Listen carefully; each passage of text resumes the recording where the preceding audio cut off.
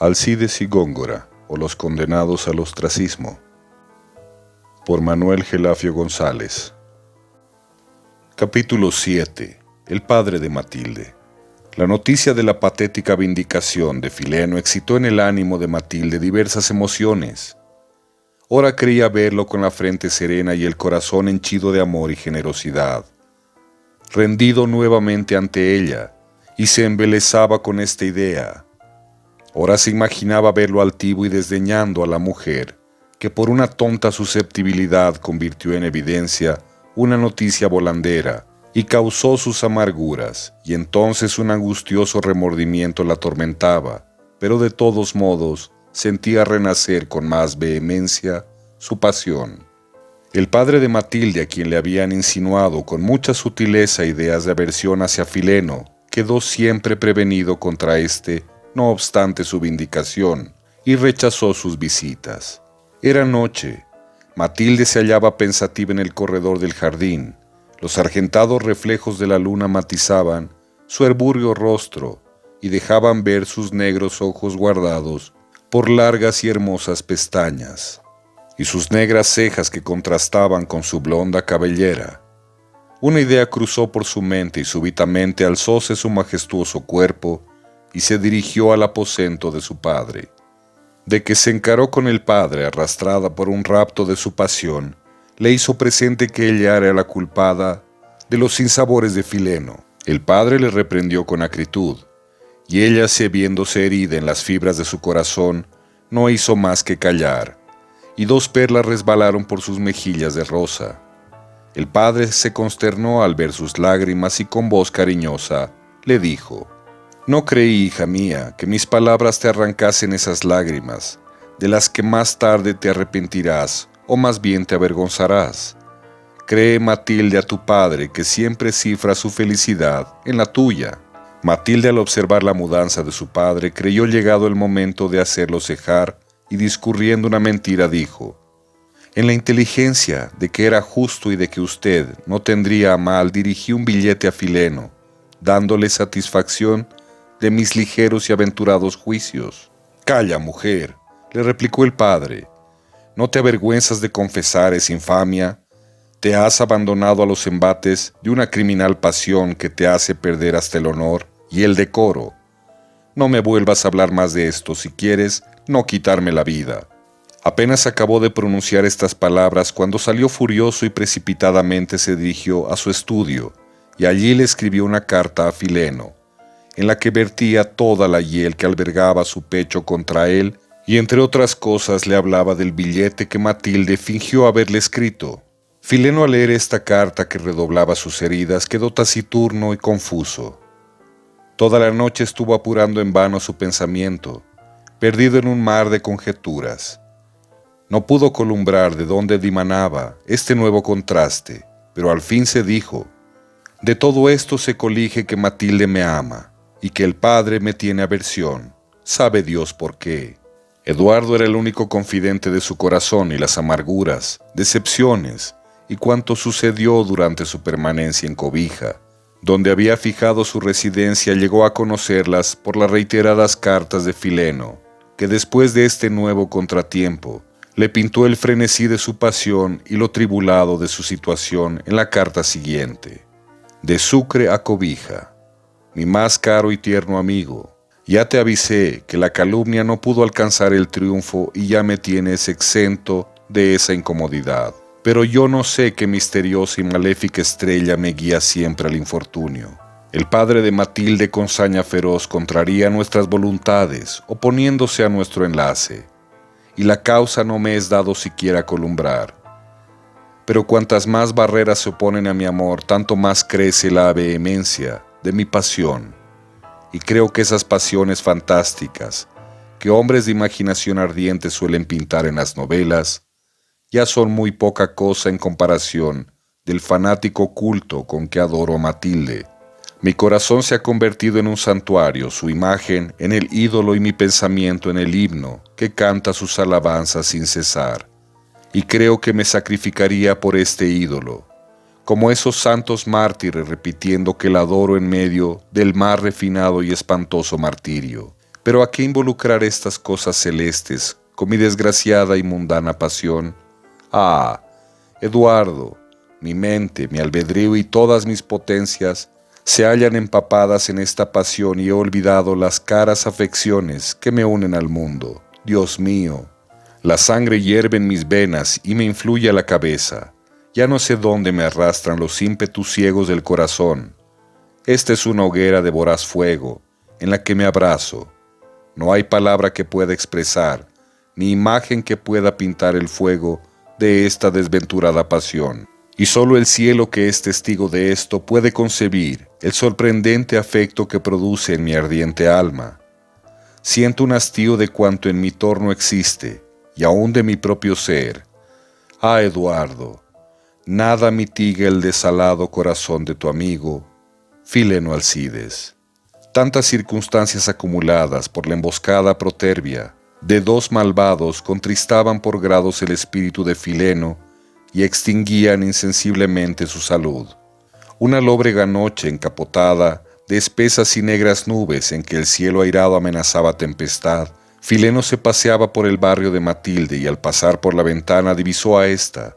El primer golpe de vista, un súbito temblor apoderó de él, y como detenido por una fuerza irresistible y secreta se paró a contemplarla. Matilde se hallaba junto a una mesa redonda con los codos apoyados en ella. Las rosas de sus mejillas se habían marchitado y tenían un color más lívido.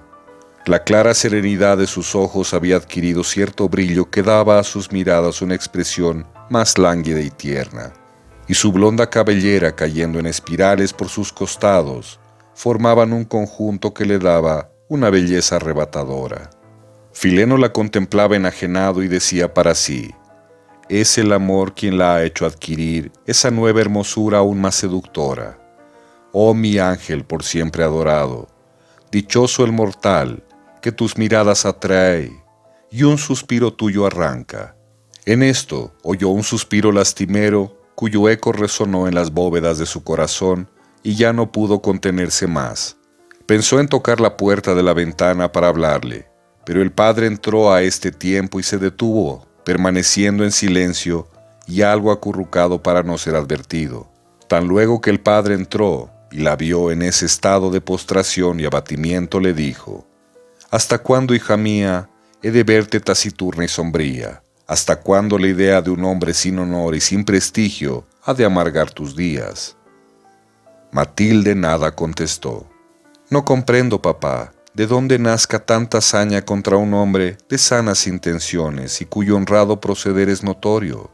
Luego prosiguió con voz solemne: mis ideas en breve terminarán, padre mío, porque mi acendrado amor filial lucha sin cesar con otro amor, y aunque nunca sobrepondré este al primero, sin embargo el resultado de esta lucha será despedazar mi corazón y encaminarme a la tumba. Extraño lenguaje me hablas, replicó el padre, y luego con tono resignado prosiguió: haré un sacrificio, Matilde, por complacer tu obcecación. No, padre mío, yo sola quiero ser la víctima sacrificada. No hay necesidad de ningún otro sacrificio y debo resignarme. En verdad que tú fueras la víctima sacrificada si llegases a casarte con ese hombre que labraría tu desgracia. Pero qué remedio. Veo que es forzoso hacer este doble sacrificio. Un relámpago hizo volver la vista de Matilde hacia la ventana, donde encontró el escuálido rostro de Fileno. Un trueno aterrador, en este mismo tiempo, conmovió todo el edificio y sacudió fuertemente las vidrieras de las ventanas. Matilde iba a contestar al padre, pero solo dio un desacompasado grito que se confundió con el ruidoso estampido del trueno, y cayó muda y yerta cual si el rayo hubiese descargado sobre ella. La visión que tuvo de Fileno, que cual un fantasma se le presentó en ese instante, y lo recio del trueno le produjeron este efecto. El padre nada advirtió y solo se figuró que era el resultado de su estado nervioso. Se llegó a socorrerla, pero ella no recobró el habla sino después de 10 minutos, al cabo de los cuales la recostaron y cerraron las ventanas. La tempestad arreció y 2 horas después de esta escena no se oía más ruido que el de la lluvia que caía a torrentes, y el de los impetuosos truenos que se sucedían con muy corto intervalo. Entretanto Fileno permaneció entre angustias y congojas mortales, y sin apreciar en nada la tempestad, los elementos, conjurados en su torno, no le causaban tanto pavor como la conjuración del padre de Matilde contra él. A la medianoche se recogió Fileno con los vestidos empapados en agua. La tormenta había cesado ya, y sólo quedaba el recio zumbido del helado viento del sur, que azotándole la cara le causaba fuertes convulsiones. 6 noches consecutivas repitió este paso nocturno sin observar en ella cosa notable. A la 7ª quiso salir, pero se lo impidió un malestar que se le había insinuado, y entonces recién conoció que la pasión había estragado su organismo, y que le abría un sepulcro, y así lo expresó en la carta siguiente: Mi más caro y digno amigo, el cielo se ha condolido ya de mi cruel y dilatado martirio, y muy pronto terminarán mis días de amarguras y decepciones, porque la fatal pasión en cuyo fuego me consumo va extinguiendo con rapidez mi organización, y yo marcho con paso presuroso al sepulcro. Mi existencia solo es ya una lámpara cuyo aceite extinguido no la alimenta, pero donde todavía arde la voraz llama que lo consumió. Hace tiempo que hubiera terminado mis sufrimientos con un tiro de pistola, pero yo no sé qué genio maléfico se complacía en prolongar mi suplicio y mi agonía, haciéndome concebir esperanzas quiméricas. Ahora no me queda más esperanza que la de mi próxima muerte. Con ella cortaré la atroz cadena que me abruma y satisfaré el perverso y sórdido encono de esos mis gratuitos enemigos, a quienes no me ha sido dado conocer, sino por el cúmulo de males que me han procurado. Tal vez mi muerte rasgue el negro velo con que encubren sus maldades, pues una voz secreta, un gran presentimiento me anuncian que esos miserables expiarán sus iniquidades del modo más horroroso. Tú, Eduardo, serás testigo todavía de esa tremenda expiación, y al recordar mi desventurada suerte derramarás una lágrima tierna por tu desgraciado amigo Fileno Alcides. Matilde llegó a saber el accidente de Fileno por medio de Herminia, quien imbuida en los pormenores de la pasión de éstos, los compadecía y exhortaba a confiar y esperar. Ella también era desgraciada porque alimentaba un amor sin esperanza, amaba a Eduardo, y una ley sagrada e irrevocable era la valla puesta a su amor. Y como en las almas afligidas nace una secreta simpatía que las anuda, no tardó en ser la confidente de ambos y merced a los consuelos que les prodigaba, consiguió vivificar la existencia de estos desdichados amantes. Sin embargo, esto no fue suficiente porque Matilde, que se hallaba dotada de una sensibilidad tan exquisita como la de Fileno, sin tener la robusta organización de éste, cayó en continuo malestar que cada día aumentaba. Capítulo 8. La guirnalda fúnebre. El abatimiento hacía germinar en la mente de Matilde las ideas más aterrantes. Una noche, la idea de su próxima muerte le impresionó de tal manera que no pudo tomar el sueño, cavilando sobre esto, y pasó en vela hasta la 1. A esta hora salió al jardín y allí empezó a recoger azucenas, claveles blancos, jacintos, siempre vivas, toronjil, hierbabuena y otras flores. Enseguida regresó a su habitación y allí se puso a tejer una guirnalda que en el lenguaje de las flores decía: amor puro, amor eterno, amor desgraciado, juventud inestable, de melancolía, dolor y llanto. Luego se puso a escribir lo siguiente: son las 2 de la noche, de esta noche triste y oscura como mi corazón. Todo el mundo duerme para despertarse alegre, y yo aún estoy despierta para dormir en breve el sueño de no despertar jamás. En este momento acabo de componer mi guirnalda fúnebre, y estas flores que la componen, tan galanas y tan hermosas, cuando yo yazga en la tumba, se habrán marchitado. Mas quiero que ellas sean el triste emblema de mi juventud marchita y que expresen en su lenguaje mi desgraciada pasión, cuyo extremado fuego ha tocado con el hielo de la muerte. El resto de esta noche fatal la paso siempre en vela abultando su imaginación con estas lúgubres ideas. Cuando ya la aurora comenzaba a derramar sus vivificantes lágrimas y disipar las tinieblas, fue acometida de unos calosfríos, cual los de una fiebre intermitente. El padre madrugó solícito a verla y quedó sorprendido al observarla sentada en su poltrona y con el semblante cadavérico. Y con un aturdimiento espantoso le preguntó: «Por Dios, Matilde, ¿qué es esto? ¿Qué tienes, hija mía?» «Me siento mala», contestó con voz temblorosa. Entonces el padre la hizo acostar y mandó llamar un facultativo. En solo este día tomó incremento el mal, que se puso en peligro. Perdió la razón y deliraba del modo más lastimero. El nombre de su amante brotaba de sus labios sin cesar, y con voz penetrante decía: «Del más duro pedernal sale una chispa de fuego, y de mi padre solo ha salido el hielo que me mata». El padre escuchaba estas palabras, entre otras inconexas, y lágrimas silenciosas se deslizaban por sus mejillas. El quinto día la junta de médicos declaró su desahucio.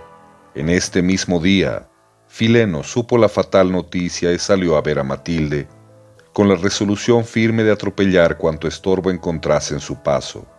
Pero en la calle del seminario encontró con el médico de cabecera, y habiéndole preguntado sobre el estado de la enferma, le repuso éste que había esperanzas de vida, y observando el desorden físico y moral que revelaba su fisonomía, le preguntó a su vez si se dirigía allí, a lo que Fileno contestó afirmativamente.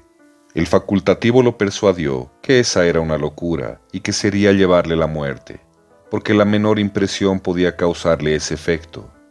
Atento lo enervado de su organismo, Fileno regresó a su casa en medio de la más cruel desesperación, y después que derramó un copioso llanto escribió, con mano insegura y con la vista ofuscada por la sombra de la muerte, la carta siguiente: «Amado Eduardo, mi primer y último amigo, este es el momento más amargo y más horrible que he tenido en mi vida. Mi desventurada suerte ha tocado su último término, y la felicidad es ya para mí un imposible. Una fatal noticia, cual un rayo, ha despedazado mi lacerado corazón. Hubiera preferido que un mortífero acero traspasase mi pecho a darme a saber que ya no hay esperanza de vida para Matilde, que los médicos han declarado su desahucio. Ah, Eduardo, yo creí haber muerto primero, pero las puertas de la eternidad se han abierto para recibir en su seno el conjunto de todas las perfecciones, una belleza tan divina, un dechado de virtud y pureza, y tantas gracias angelicales. Un alma pues tan elevada y sublime no podía morar por más tiempo en este mundo, y ya parte a reunirse con esos espíritus celestes de donde fue emanada. Esta mañana tomé mis pistolas y salí a ver a Matilde, resuelto a cometer un atentado si alguien se oponía a mi intento. Mas salir encontré con el médico que la asiste, quien me hizo desistir de mi propósito, reflexionándome que podía causarle la muerte. Entonces regresé a casa con el mayor desconsuelo, y en medio de un furor extraño, de que llegué, me arrojé sin aliento en un sofá, y un febril delirio se apoderó de mí. Me parecía soñar en despierto y veía un astro, que en su brillantez más culminante se eclipsaba súbitamente. Veía despertarse una risueña aurora y sucederle la noche más triste y lóbrega. Las tinieblas de la muerte se hallaban en torno mío, y de repente mi vista se deslumbraba con el resplandor de 1000 soles que fulguraban en un horizonte sin límites, y donde uno de ellos parecía en lontananza como luminar infinito. Mas luego volvía a rodearme una atmósfera negra y fétida, y aquel resplandor no era más que el relámpago precursor de la más tremenda tempestad del mundo. La naturaleza parecía retrogradar a su antiguo caos. Los elementos se chocaban entre sí, el huracán rugía sobre mi cabeza, un abismo sin fin se abría a mis pies, y 1000 volcanes inflamados me circunvalaban amenazando envolverme en sus llamas. Ah, Eduardo, esta misteriosa visión era el patético simulacro del drama de mi vida. Después de gran rato que permanecí en esta atribulada situación, y habiendo recobrado mi lucidez, divisé un retrato que me lo regaló de sus manos. Corrí y me posterné ante él, derramando un océano de lágrimas. Con esto quedó mi corazón desahogado y mi mente más despejada. Entonces tomé la pluma para avisarte mi última resolución. Aguardo que fallezca para arrojarme en su sepulcro y destaparme el cráneo. Entonces quedarán nuestros cuerpos unidos en la tierra y mi alma irá a unirse con la suya en ese otro mundo, donde la miseria e injusticia de los hombres ya no podrá oponerse a mi amor y a mi felicidad. Allí la amaré, en presencia del Eterno, y Él bendecirá nuestro amor. Ya lo sé, Eduardo, que la opinión de los hombres me juzgará como a todo suicida. Me llamarán criminal, cobarde y sin fe religiosa esos hombres que no han tenido un alma de fuego como la mía, que no han sufrido mis tormentos, y que con una mitad de ellos hubiesen sucumbido. Esos que al juzgar no pueden penetrar mi conciencia ni mi pesar, el torbellino de la desgracia que me arrastra a este paso. ¿Cómo podré vivir, Eduardo, cuando el mundo se va a convertir para mí en un vasto páramo, donde ningún eco resonará ya en mis oídos? Como cuando el sol de mi felicidad y de mis días se va a eclipsar para siempre, el ángel que me guiaba en la vida ya parte a una mansión más feliz. ¿Por qué no la sigo? ¿A qué quedarme en este árido desierto? Prolongar mi existencia sería arrostrar nuevas borrascas y vivir sediento de la sangre de mis aleves enemigos y maldiciendo la falaz relación social. No, Eduardo. El Dios que me dotó de este organismo y esta alma ardiente, el Dios de misericordia no puede mirarme como culpable por renunciar la vida antes que manchar mis manos con la sangre de mis semejantes. En fin, Eduardo, los hombres que juzguen como les plazca. Ya no me importa la opinión de esos a quienes para siempre abandono. ¿Acaso el débil eco de sus opiniones podrá llegar hasta el dintel de la eternidad y turbar el goce de nuestro perdurable amor? Todo me empuja a la tumba. Adiós, amado Eduardo. Mis últimos suspiros y lágrimas son para ti. Y por mi desgraciada prima, a la que te ruego le inspires conformidad y le prodigues esos consuelos que solías darme. Tú, el mejor de los amigos y el más bondadoso de los hombres. Adiós, Eduardo. Marcho a una morada más feliz. Allí te guardaré y allí te volveré a ver y a estrechar. Tu desgraciado amigo, Fileno Alcides. Después que escribió esta carta hizo algunas disposiciones relativas a los pocos bienes que tenía, a favor de su prima Herminia, el pariente más inmediato que le había quedado. Antes de estas circunstancias funestas, que le sugirieron la idea del suicidio, Fileno juzgaba este acto como un arranque de ciego frenesí, como una acción sin mérito, así como la de un febricitante que en su delirio comete una muerte, sin que por esto sea criminal ni mucho menos meritorio.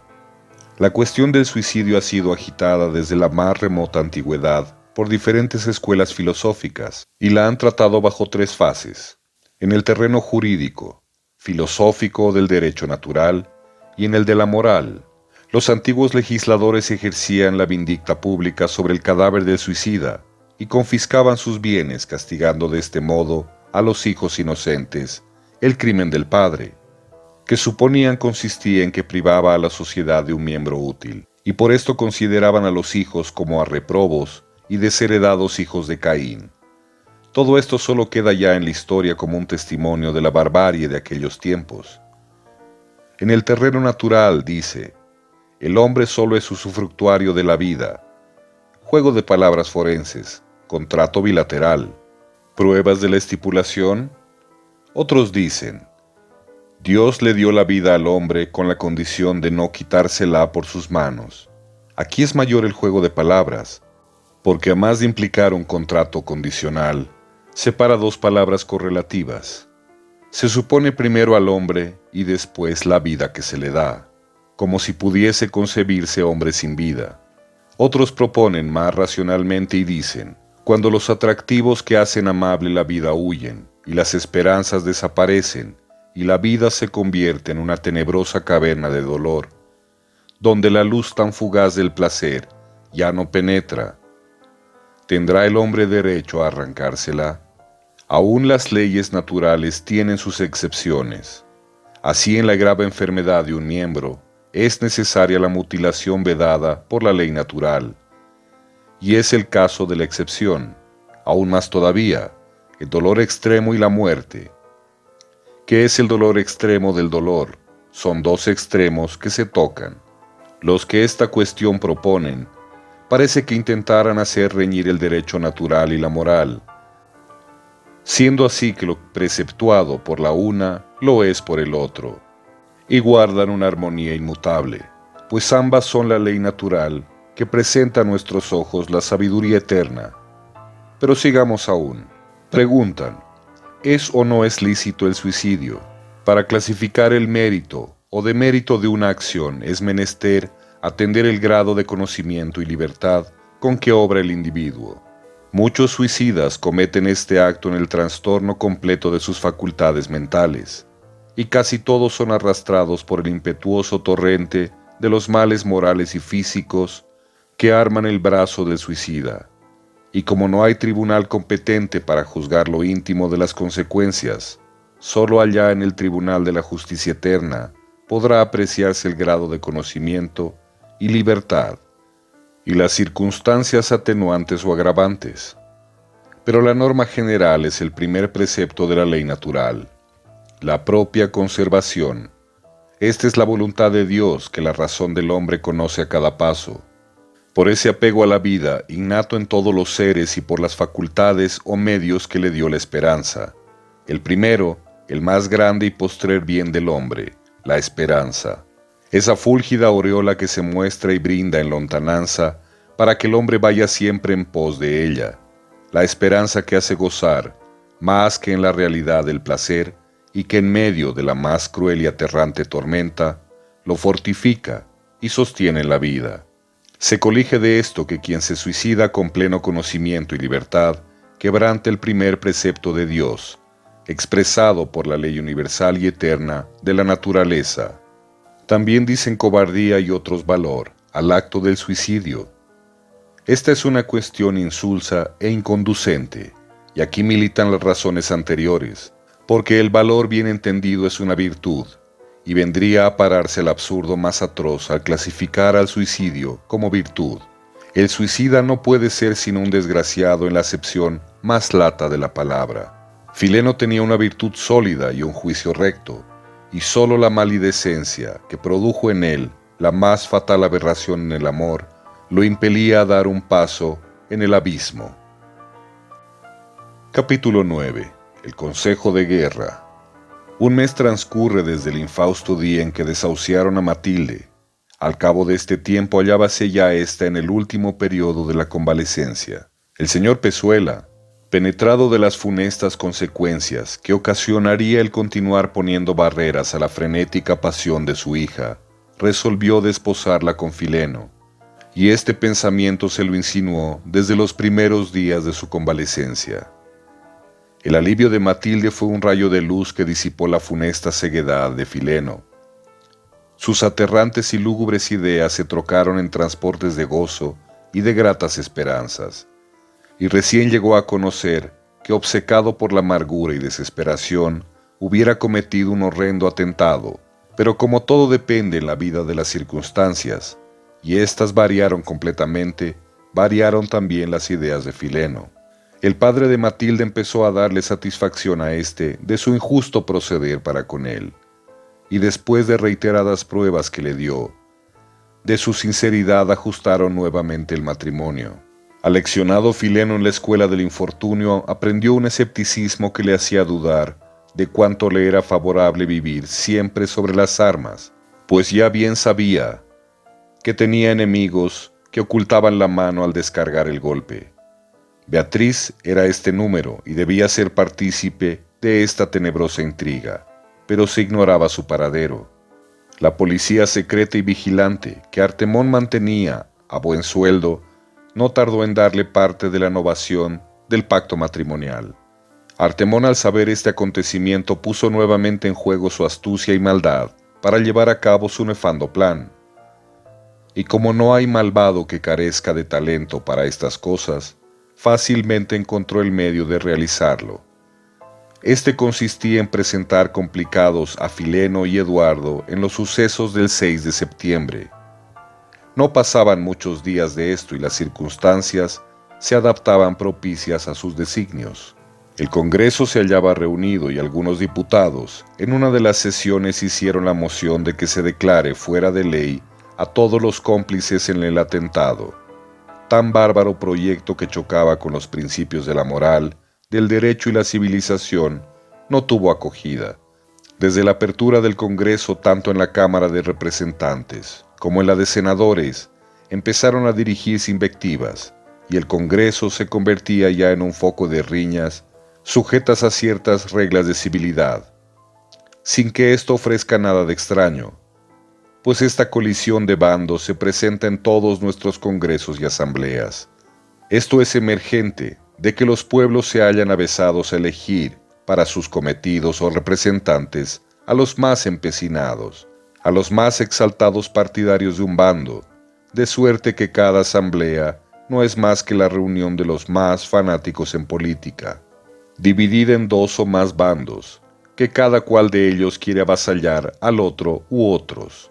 Y de aquí resulta el fuego de esas discusiones, que no son más que diatribas y dicterios dirigidos a sus contendores. Este es el fruto de una luctuosa y sangrienta experiencia. Los pueblos plantan con ahínco esos árboles infructíferos, esas plantas parásitas que se nutren con la savia de la nación, es decir, con el sudor de la clase indigente y laboriosa, que es la que más contribuye, ese enjambre de serviles y turbulentos, que por antonomasia se llama representación nacional, en vez de mercados de alto tono, puesto que allí concurren empecinados de alta clase a reñir metódicamente y a comprar empleos con la moneda del servilismo más criminal. Y los que no hacen esto, emplean las sugestiones del odio y del espíritu de partido, para concitar al pueblo contra el mandatario que no colma sus aspiraciones, siendo esta también moneda corriente, que dan como anticipo de un empleo al candidato aspirante, salvo rarísimas excepciones.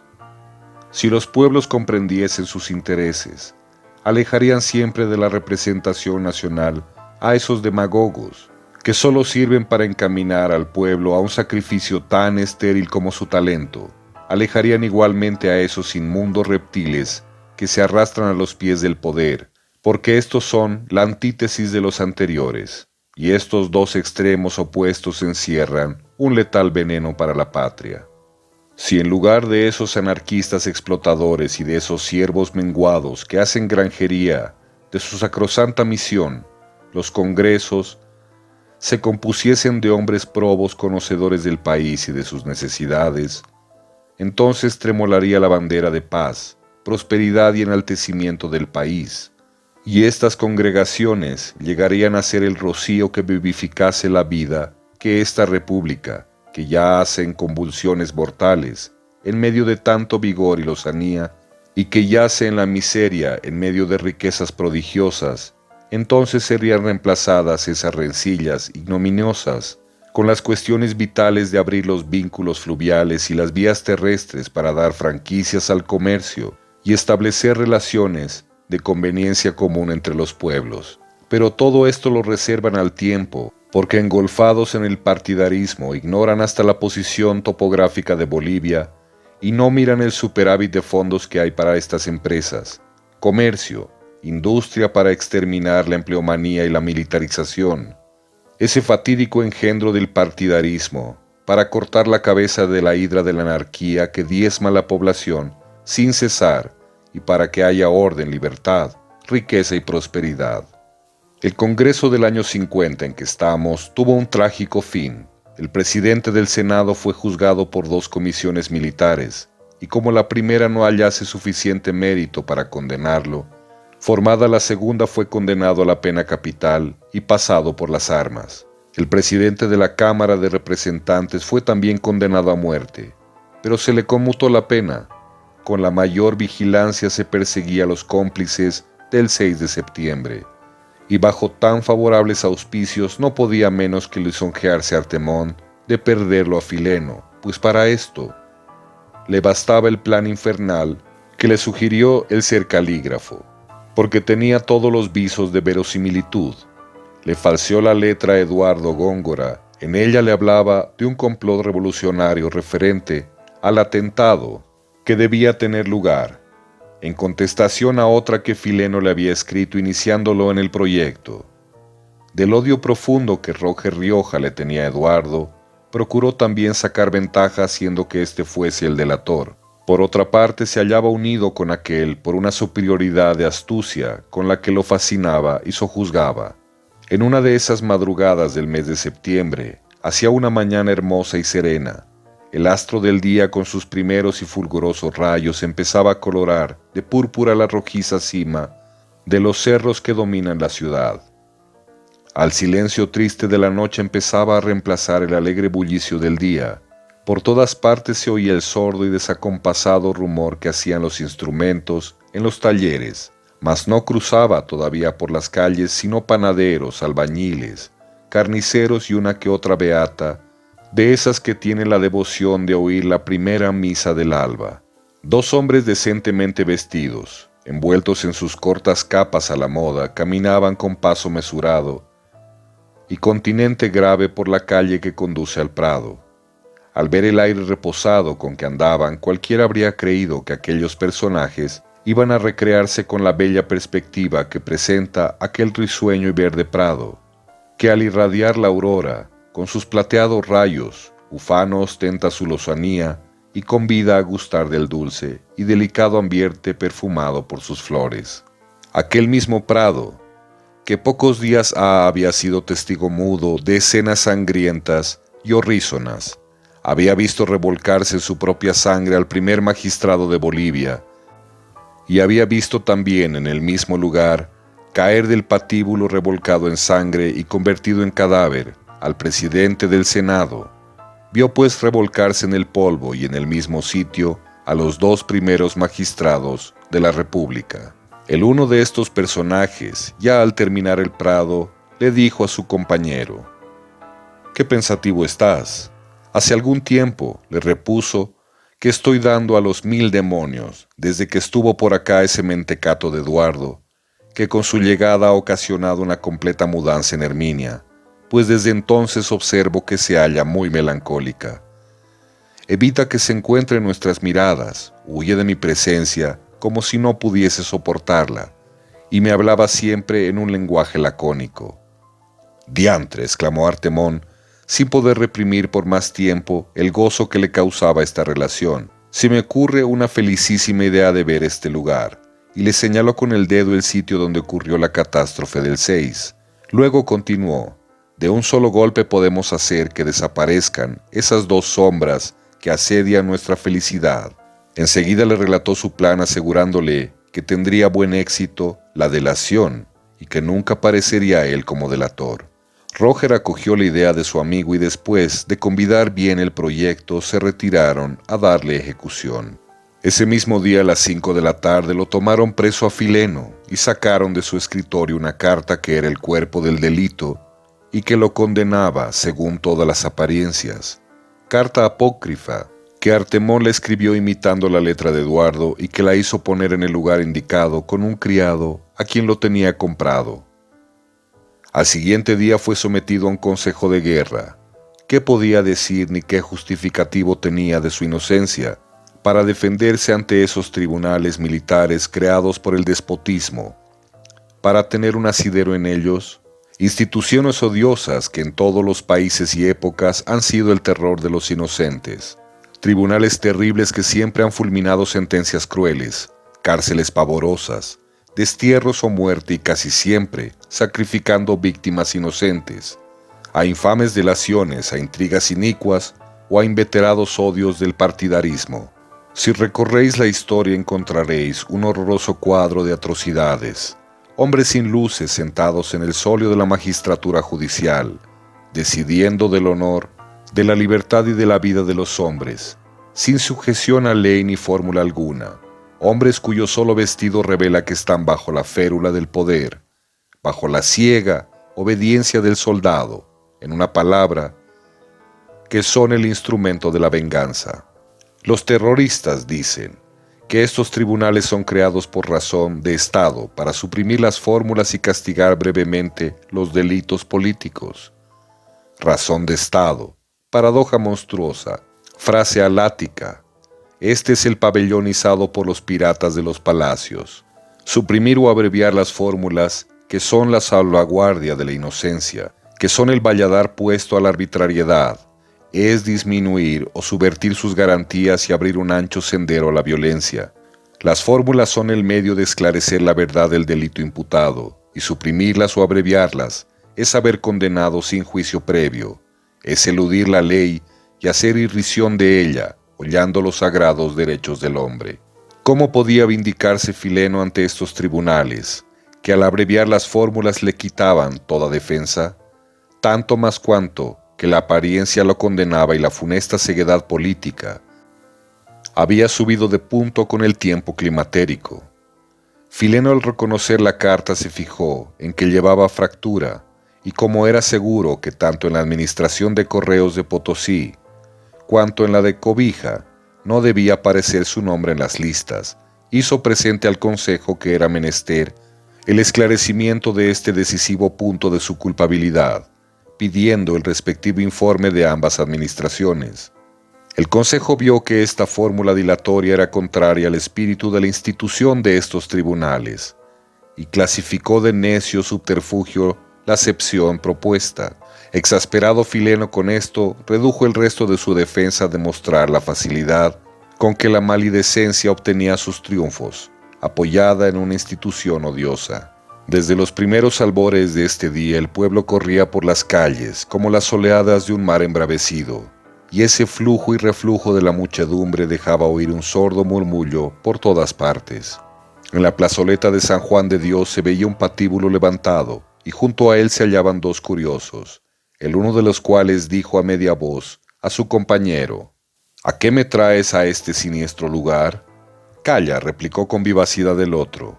«Entonces vámonos», volvió a decir el primero, y agarrándolo del brazo lo hizo alejar de la plazuela.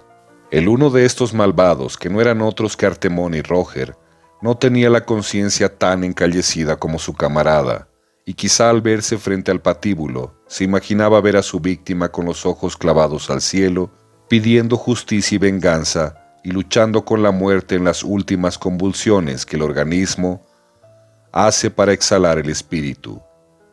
Quizá también creía ver las heridas que el mortífero plomo abriera en su pecho, convertidas en otras tantas bocas que clamaban venganza, y cuyo sordo eco retumbaba en la bóveda celeste. Quizá, pues, esta fantástica visión era la que amedrentaba a Rioja. Entretanto, todo el pueblo se hallaba consternado. La multitud por momentos se engrosaba y parecía tener actitud amenazante. El ejército se hallaba sobre las armas. El murmullo del gentío se acrecentaba por grados y parecía conmover las paredes del palacio, donde Belsu yacía postrado en su lecho de agonía. El eco de este murmullo sacó a Belsu de su angustioso sopor. Quiso incorporarse un poco, pero volvió a caer en su postración. Se tuvo cuidado especial en no avisar a Matilde la prisión de Fileno por temor de que se accidentase, pero ella, que durante los días no lo había visto, se hallaba sumamente inquieta, y con la mayor solicitud preguntó por él, y le contestaron que se había ausentado de la ciudad con motivo urgente, que reclamaba su persona en Potosí, y que le había dejado escrito una carta, la misma que uno de los criados la había perdido en el tránsito, y que se ocupaba actualmente en investigar por ella. Al oír estas palabras, Matilde no pudo tenerse en pie y tuvieron que sostenerla. Herminia, que se hallaba con ella, y el criado Cristóbal, tratando de persuadirla que no ocurría cosa alguna que pudiera darla cuidado, pero ella les contestó desconsolada: «El corazón me vaticina una desgracia fatal. Ay, más valía que yo sucumba, para no llevar por más tiempo esta agostada vida que aún se conserva con el riego de mi amargo llanto». Capítulo 10. Coloquios. Mientras que el Consejo de Guerra juzgaba a Fileno, en una casa de las aceras de la plaza, en un corrillo compuesto de los señores Pezuela, Gálvez y un chileno Erquicia, que se hallaban próximos a la catedral, hablaban a media voz y decía el primero a los otros: «Toda la criminalidad de Fileno se arranca de una carta que más parece apócrifa que autógrafa, pues no hay indicio alguno de que Alcides haya sido afiliado jamás a ningún bando. Pero ¿quién fuera el autor de maldad tan inaudita?, repuso el chileno. ¿Quién sabe qué enemigos tiene?, replicó Gálvez. ¿Qué juicio o pronóstico hacen ustedes de la sentencia?, preguntó el señor Pezuela. Yo creo que lo absuelven, dijo Erquicia. Y yo, replicó Gálvez exhaltando un profundo suspiro, me inclino a creer que tal vez lo condenan a la pena capital. Oh, esa sería una calamidad, dijo el señor Pezuela. Sobrecogido de horror y meneando la cabeza añadió, estas son las consecuencias de nuestras convulsiones políticas, que el justo y el delincuente sufran sin distinción. Y parece que los bolivianos se hubiesen atemperado ya en el fuego de la anarquía que los consume, y todo esto remonta su origen hasta la época del coloniaje, porque Bolivia se halla más impregnada que ninguna otra nación de ese corrosivo espíritu de España. Su nobleza insolente, su egoísmo pernicioso, su fanatismo atroz y su ignorancia orgullosa se conservan incolumnes entre nosotros. Blasonamos democracia y vemos a petulantes y corrompidos que para todo traen a colación su linaje y que desprecian al humilde labriego, al virtuoso artesano, a todo hombre sensato y pundoroso si no participa de su necia presunción. Los privilegios de la nobleza parodia el favoritismo y la igualdad ante la ley solo es una utopía que pocas veces se traduce a la práctica, pues que las influencias de la posición social, de las riquezas, de las amistades y la superchería y capciosidad de los caucídicos hacen inclinar la balanza de la justicia a su lado, y la sociedad preconiza los talentos del teatro, que patrocinando una causa injusta obtiene el triunfo, y que para colmo de corrupción hacen mucho alarde de esto, que es lo mismo que hacer ostentación de ser un protervo perjuro. La falta de espíritu público y ese apego a todas las cosas añejas nos hacen el remedio perfecto de España.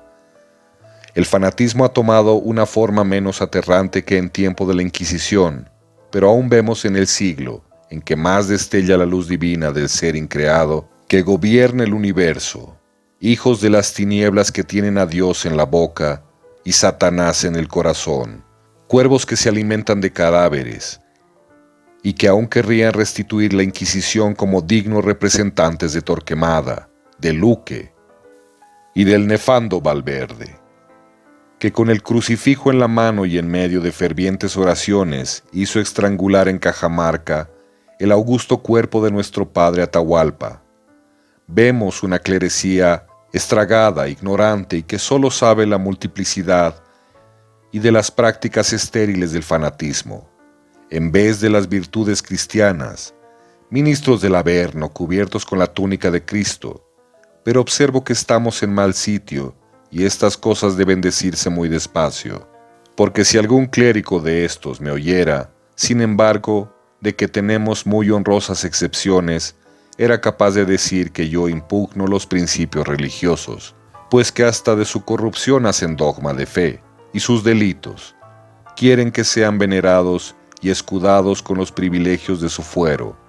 Mas todos ellos deben saber la anécdota de aquel eclesiástico que dio muerte a un infeliz zapatero, y que habiéndose tramitado en 3 años la causa fue condenado a estar suspenso durante 2 años, de oficio y beneficio.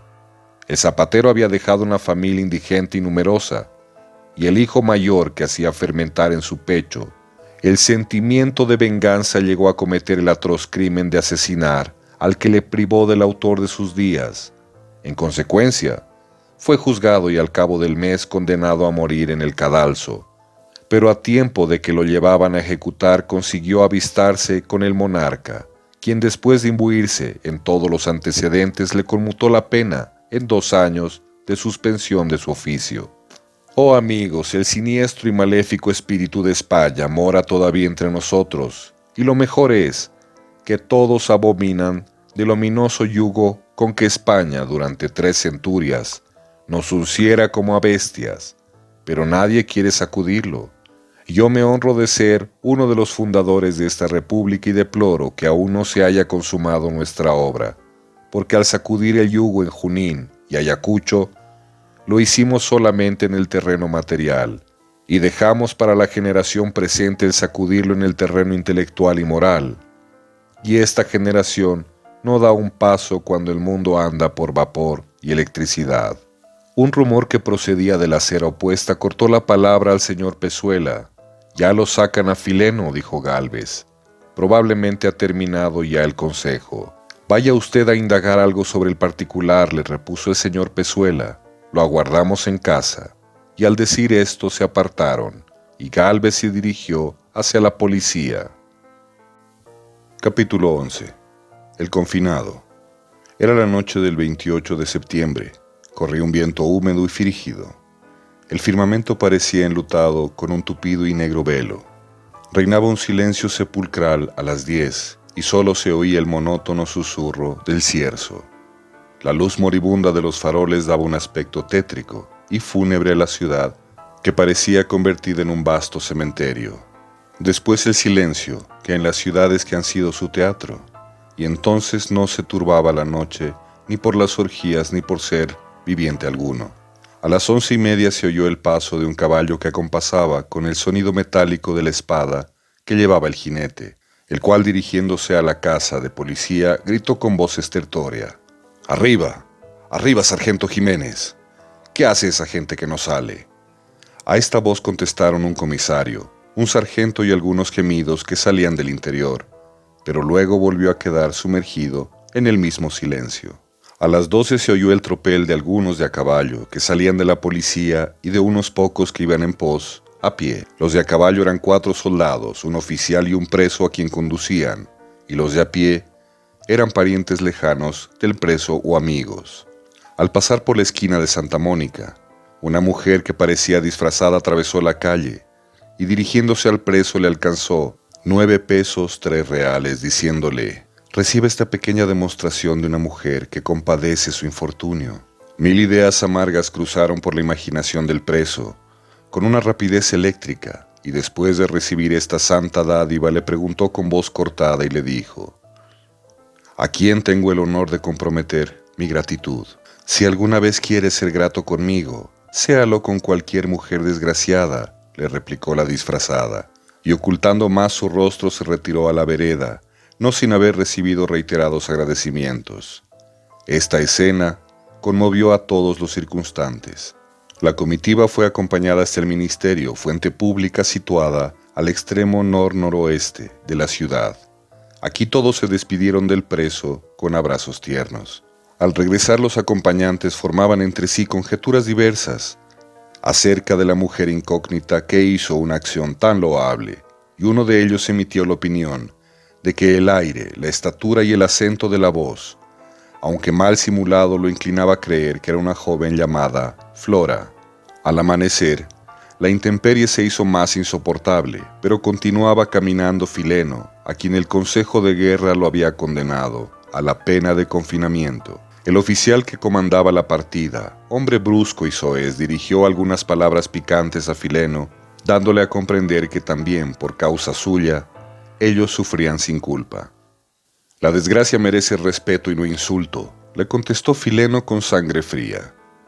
El maldito oficial, como si no entendiese estas palabras, sacó de su alforja una botella de moscatel y lo invitó a tomar un trago, haciéndole presente que eso era bueno para desechar las penas y desgracias. Fileno conoció la imbecilidad de su conductor y, lejos de molestarse, entró en buen humor. Este incidente y otros poco remarcables fueron los únicos que hubo durante la travesía hasta Santa Cruz. Un solo día lo hicieron permanecer en la ciudad de Santa Cruz, donde lo colmaron de beneficios aquellas gentes que tienen por uno de sus rasgos característicos la hospitalidad. De Santa Cruz lo condujeron nuevamente en dirección a Mojos, conforme lo prescribía la orden superior. Después de 3 días que anduvieron por un dilatado llano y tan pantanoso que los animales se entraban hasta los encuentros, llegaron al puerto de 4 Ojos. De aquí lo embarcaron en una endeble canoa y lo hicieron descender por el río Piraí hasta su confluencia con Río Grande, que sigue su curso con el nombre de Mamoré, y llegaron a una especie de puerto de donde, atravesando una corta llanura, arribaron al primer pueblo de Mojos llamado Loreto. En este pueblo lo entregaron a la autoridad local, para que lo hiciera pasar a Trinidad, donde debía permanecer bajo la severa vigilancia del prefecto. En Loreto, el administrador le permitió pasear el pueblo durante 3 días, pero custodiado por 2 indígenas. Al aspecto de aquel nuevo mundo, parecía Fileno haber olvidado un tanto sus desgracias y se entregaba a una dulce contemplación. Sus calles simétricamente distribuidas, que forman manzanas de bastante regularidad, sus colegios o casas de comunidad, su iglesia de arquitectura gótica construida por los jesuitas que fueron sus conversores, la cruz colosal de madera que se levanta al centro de la plaza, sus hermosos huertos, donde se cultivan las frutas más delicadas de las regiones tórridas y su espléndida campiña, guarnecida de un frondoso arbolado que formaban un conjunto que llamaba su atención. La primera noche de su llegada se encontraba en un ángulo de la plaza y observó que al tañido de una campana acudían en tropel hombres, mujeres, niños y ancianos de vestimenta extraña a colocarse al pie de la cruz, y de que vieron que ya no venía gente, dio a uno la señal y de impreviso resonaron, contrastando con el silencio de la noche y del desierto, centenares de voces que entonaban un cántico religioso tan armonioso como imponente, y que, o podía menos que conmover, aún al que no lo comprendiese. Fileno escuchaba transportado y en medio de inefables emociones aquella manifestación al Ser Supremo, tan sublime a la par que sencilla. Poco después llegó a saber que aquel era el rezo acostumbrado de todas las noches. Al tercer día de permanencia en Loreto, lo hicieron pasar delante sin que acabara de gustar los encantos de aquel país. En el mes de octubre es ya entrada la estación lluviosa de mojos, y aquella inmensa planicie se convierte en esta época en un mar o vastísimo lago donde sobresalen islas soberbias y espléndidas, en las que se hallan situados los pueblos de la provincia. En esta época los viajes de uno a otro pueblo se hacen por agua, así es que tuvo que navegar otra vez Fileno, pero para llegar hasta el puerto hicieron primeramente una travesía como de 7 leguas, y ya al cerrar la noche llegaron al puerto del Mamoré. En esta noche lo torturaron, más que nunca, los millares de mosquitos que habitan aquella región. Apenas asomaba la mensajera del día en su carrera de eterna persecución a las tinieblas, cuando una innumerable variedad de aves cantoras celebraban su triunfo con alborozados gorjeos. Fileno despertó con esta armoniosa y grata algazara y tuvo una sorpresa agradable. A golpe de vista se le presentó el bosque de las orillas del Mamoré, cuyos agigantados árboles parecen encumbrarse hasta el cielo y cuyos follajes de variados colores se hallan realzados con frutas silvestres y hermosas flores, que compiten con los pájaros corpulentos y de vistoso plumaje que juguetean en la altiva copa de estos gigantes de vegetación, cuya sombra cobija un arbolado menos crecido pero igualmente fructífero y lozano. Su suelo esmaltado de verde pasto presenta alimento inagotable a cuadrúpedos pintorescos que vagan por entre la espesura del bosque. Poco después lo hicieron subir a la canoa y se encontró en un río cuya profundidad y extenso alveo lo hace capaz de soportar grandes embarcaciones.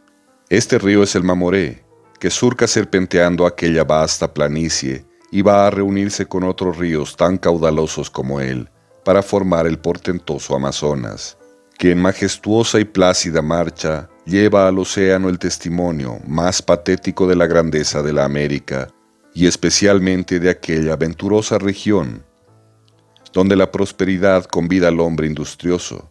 Después de algunas horas de navegación, llegaron por fin a Trinidad, término de tan largo viaje. El prefecto del Beni, que reside en este pueblo, era un hombre de proverbial perversidad, y le dio un áspero acogimiento a Fileno, entregándolo a la más rígida vigilancia.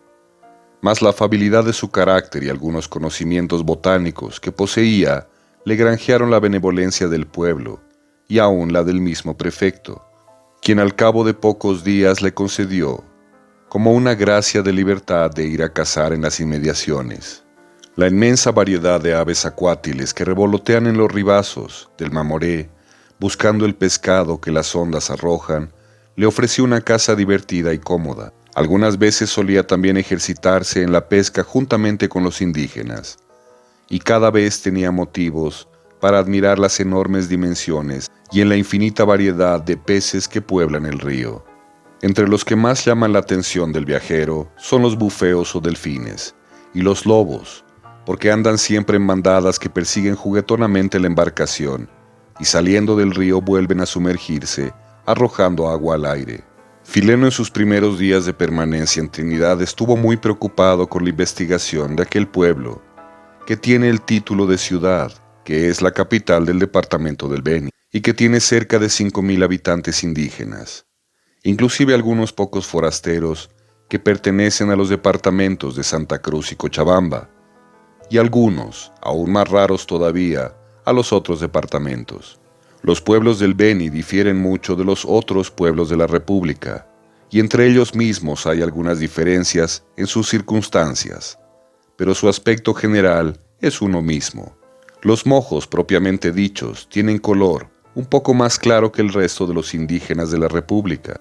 Sus facciones no son desagradables, tienen el talle gallardo, cual sus graciosas palmeras.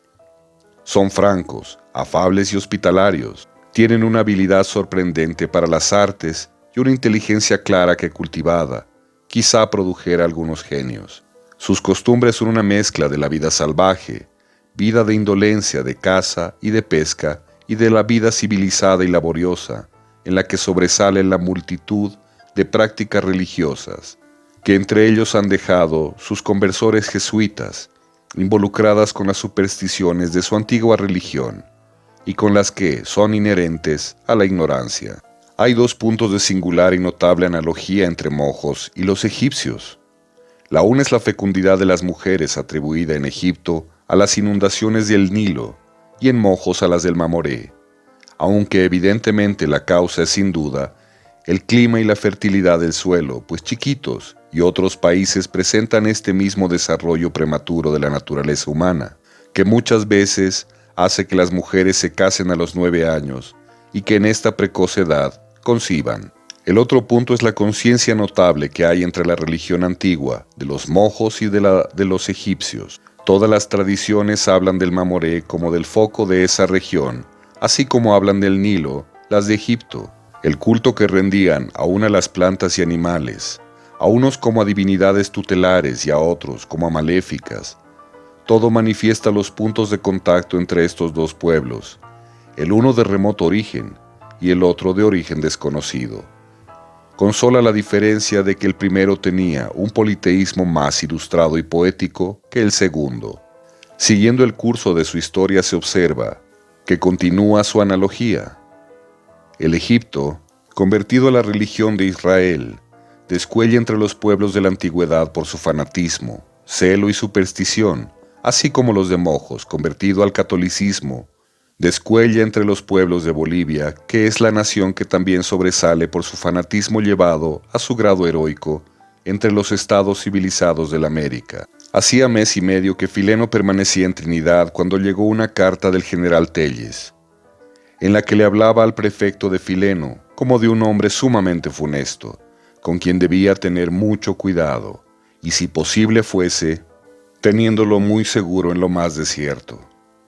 El prefecto, sea que interpretase esta carta o sea que cediese solamente a su ambición y a sus instintos o hábitos feroces, resolvió hacerlo ahogar en el Mamoré, pretextando su internación al punto de exaltación de la cruz. Creyó pues que la mejor contestación que podía dar a la carta era cometer este atroz asesinato y manifestar por este medio su adhesión y buen servicio a su protector y corresponsal.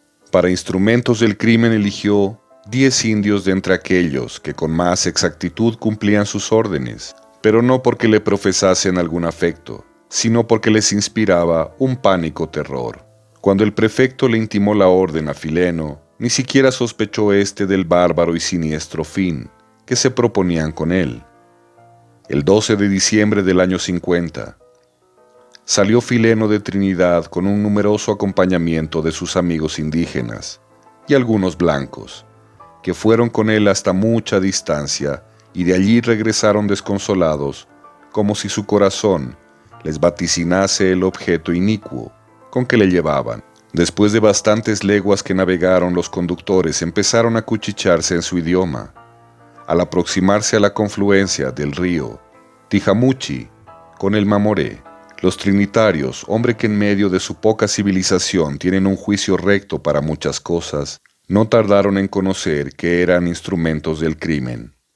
Y su carácter bondadoso y humanitario, unido al cariño que le tenían a Fileno, los arrendraba a cometer tan bárbaro atentado. Ved ahí la causa de ese cuchicheo, que no era otra cosa que la lucha moral entre el cumplimiento de un deber dictado por la conciencia y del temor del cruel castigo que les aguardaba si no obedecían lo mandado por el prefecto. Las angustias de los pobres indios eran pues crueles, y no sabían qué partido tomar. En este estado de indecisión, llegaron a la confluencia del río Aperé, pero la melancolía que los dominaba llegó a causarles una especie de entorpecimiento mental, que parecía hacerles olvidar lo que les estaba mandado y pasaron instintivamente este punto, que era otro de los designados para la consumación del crimen. Entretanto, Fileno iba tranquilamente sentado en la canoa y embelesado con la grandeza de aquellas selvas vírgenes, donde un sinnúmero de plantas y árboles aguardaban su investigación, para dar un raudal de riqueza al mundo y ensanchar la ilustración. Bolivia encierra lo más grande y sublime de la naturaleza, y es el compendio de los portentos de la creación. Tiene todos los climas del globo, y aunque no tiene todas las producciones, pero es susceptible de todas ellas. Se encuentra, por una parte, montañas las más elevadas del mundo, coronadas de perpetua nieve, y por otra, valles los más profundos de verde esmalte y engalanados de odoríferas flores, rocas áridas sin vestigio de vegetación y torrentes que se precipitan de extraordinaria altura con sorprendente fragor. Dilatadas planicies, donde reina una primavera eterna y páramos calcinados por el sol de la zona tórrida, o yermos arenales donde reina un viento constante y frígido cuyo torbellino forma cerros ambulantes, bosques seculares de agigantados árboles y muchos ríos navegables que se deslizan plácidamente. Pocos son los seres vivientes que no se encuentran en este suelo de exuberancia singular. En el reino mineral no encuentra rival en la orbe. La materia omnímoda de tanto poderío en la tierra se encuentra con profusión en estos parajes. Hay cerros más ricos que el de Potosí, y veneros, aventaderos y lavaderos de oro, más ricos que los de California. Pero nada se haya explotado todavía, y Bolivia en medio de su grandeza y opulencia es la nación del pauperismo. Cada vez crecía más el asombro de Fileno al mirífico espectáculo que se le presentaba. Aquellos imponentes y sublimes cuadros de la naturaleza solo causan una impresión pasajera en los espíritus vulgares, pero las almas elevadas sienten un inefable transporte que las lleva hasta el ser infinito, en cuya inmensidad se pierde la inteligencia humana. Los indios que habían hecho ya una larga travesía y que continuaban bajando por el río, irresolutos siempre, hicieron noche en un punto del que solo faltaba media jornada para tocar en la confluencia del Yacuma. Aquí se disiparon todas sus fluctuaciones. Después de amarrar la canoa, el piloto pretextó de ir a recoger leña. Los convocó a un lugar apartado, donde celebraron un conciliábulo, en el que resolvieron definitivamente el hacer fracasar a Fileno en la confluencia del Yacuma. Después de esto se retiraron cargados de leña y encendieron una gran fogata para hacer su frugal desayuno. Levantaron el cántico acostumbrado e interiormente pedían, en sus preces al Eterno, que los perdonase del horrendo asesinato que debían cometer el día siguiente. El fanatismo hacía de cada indio un verdadero seide. Concluidos el cántico, se entregaron a un dulce y tranquilo sueño que reparaba sus fatigas morales y físicas.